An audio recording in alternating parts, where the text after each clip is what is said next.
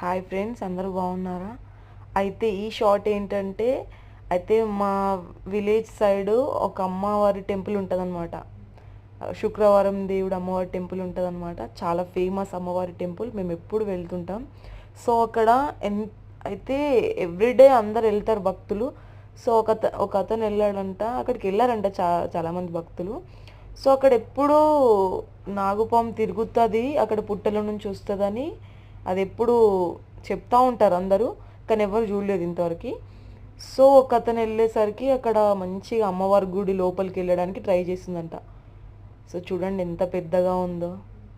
అసలు నిజంగా అమ్మవారు ఉంది అనడానికి సాక్ష్యం ఇంతకన్నా ఎక్కువ ఏం కావాలి మనకి?